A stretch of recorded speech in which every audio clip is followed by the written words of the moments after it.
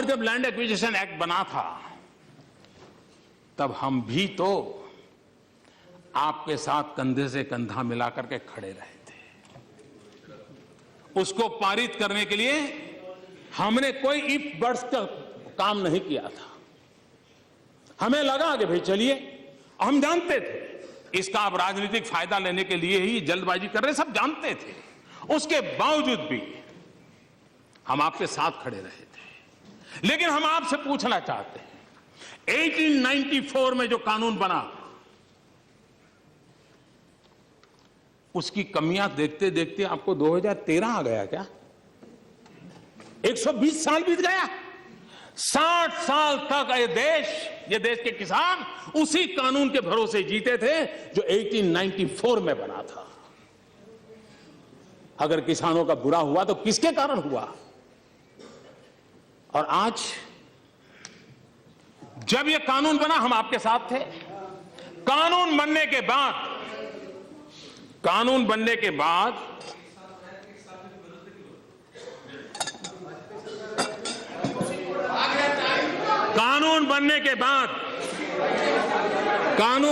बाद जब हमारी सरकार बनी, सभी राज्यों के सभी दलों के मुख्यमंत्री, किसी एक दल के मुख्यमंत्री नहीं, सभी दलों के मुख्यमंत्री एक आवाज से कह रहे, साहब आप किसानों के लिए कुछ सोचिए।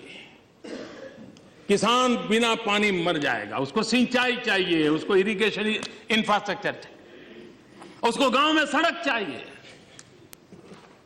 गांव के गरीब को रहने के लिए घर चाहिए। और आप ऐसा कानून बनाए हो, आप भाजपा वाले भी साथ में थे, कि जिसके कारण हमारा भला नहीं हो रहा है। ये हिंदुस्तान की सभी सरकारों के सभी मुख्यमंत्रियों ने कही हुई बात मैं बता रहा हूं।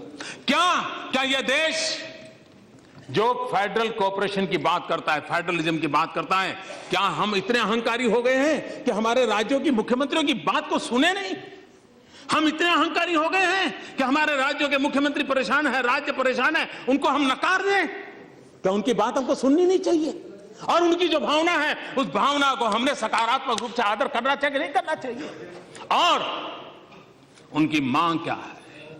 किसानों के लिए मुझे सेना के अधिकारी मिले, बोले साहब हम क्या करें, ये जो आपने कानून बनाया है, और वो तो हमको ही कहते हैं क्योंकि हमने साथ दिया था, वो तो हमें ही कहते हैं कि हमने साथ दिया था। हम कहते हैं कि साहब हमें बताइए, हमें डिफेंस इंस्टॉलमेंट जो करने होते हैं, अब जो आपका कानून बनाए हो ही नहीं पाएगा। आजादी के बाद पहली बार ये जान करके आपको भी आनंद होगा, और शायद उन राज्यों में बैठे हुए हमारे मुखियाओं को भी मैं कहता हूं, शायद उनको भी ध्यान नहीं होगा। आजादी के बाद पहली बार हिंदुस्तान के राज्यों के पास जो खजाना है और भारत सरकार के पास खजाना है, उस पूरे खजाने का टोटल लगाया जाए और हिसाब लगाएंगे तो निकलेगा 62% खजाना राज्यों के पास है, 38% खजाना भारत सरकार के पास। पहली बार देश में उल्टा क्रम हमने किया है कि दिल्ली सरकार का खजाना हमने कम किया है, राज्यों का खजाना भरा है। हमारा मानना है कि राज्यों को हमने ताकतवर बनाना चाहिए, राज्यों को विकास के लिए अवसर देना चाहिए, और उस काम को हम कर रहे हैं, और राजनीति से परे होकर के कर रहे हैं। इसका दल उसका दल, झंडे के रंग देख करके देश की प्रगति के निर्णय नहीं होते। हमें तो अगर झंडे का रंग दिखता है तो सिर्फ तिरंगा दिखता है और कोई रंग दिखता नहीं। और इसलिए कोऑपरेटिव फेडरलिज्म की मैं बात करता हूं, तो उन राज्यों की समस्याओं को हमने एड्रेस करना चाहिए। हम वो ये किया वो किया नहीं किया, उसके आधार पर देश नहीं चलता है जी। देश को आगे बढ़ाना है तो राज्यों को आगे बढ़ाना पड़ेगा। मैं जब राज्य का मुख्यमंत्री था तो मैं हमेशा कहा करता था कि भारत के विकास के लिए गुजरात का विकास, ये मंत्र मैं हमेशा मेरे जीवन में रखा था और मैं सबको बताता था। आज मैं कहता हूं कि देश को समृद्ध बनाने के लिए राज्यों को समृद्ध बनाना है, देश को सशक्त बनाने के लिए राज्यों को सशक्त बनाना होगा। हम कल्पना कर सकते हैं, हमने आते ही ये खनिज रॉयल्टी वगैरह 1.5 गुना कर दिया, वो पैसा किसको जाएगा? राज्यों को जाएगा। वो राज्य कौन है जहां सबसे ज्यादा खनिज है? ये जो मैं पूर्वी हिंदुस्तान के विकास की बात करता हूं ना, उसकी जड़ उसमें है। क्योंकि वो खनिज सबसे ज्यादा हमारे पूर्वी इलाके में है देश में, वह उनको लाभ होने वाला है। कोयला ऑक्शन हुआ, पैसा किसको जाएगा? ये सारा का सारा पैसा राज्य के खजाने में जाने वाला है। कुछ राज्यों ने कल्पना तक नहीं की होगी, उनके बजट से ज्यादा रुपया उनके सामने पड़ा होगा, यहां तक पहुंच पाएंगे। क्या ये फेडरल स्ट्रक्चर में राज्यों को मजबूत करने का तरीका है कि नहीं है? अभी हमने 42% फाइनेंस कमीशन की रिपोर्ट को स्वीकार करके हम दे रहे हैं, जबकि फाइनेंस कमीशन एक मत नहीं है। फाइनेंस कमीशन के मेंबर के अंदर भी डिस्प्यूट है। हम उसका फायदा उठा सकते थे, हम नहीं उठाना चाहते, क्योंकि हमारा तत्वतः हमारा कमिटमेंट है कि राज्य समृद्ध होने चाहिए, राज्य मजबूत होने चाहिए। 42% देना, ये अमाउंट छोटी नहीं है। जब अमाउंट आप सुनोगे ना तो आप हैरान हो जाओगे, इतना सारा रुपया आया है। कुछ राज्यों के पास तो तिजोरी की साइज नहीं है इतने रुपये रखने।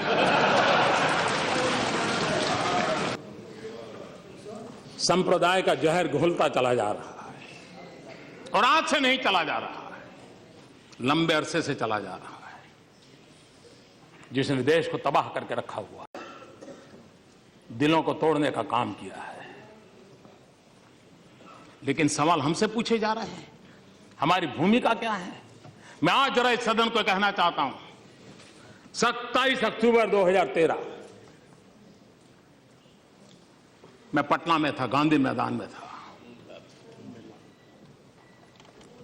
बम धमाके हो रहे थे, निर्दोष लोग मौत के घाट उतारे गए थे, लाखों की जनमेदनी थी,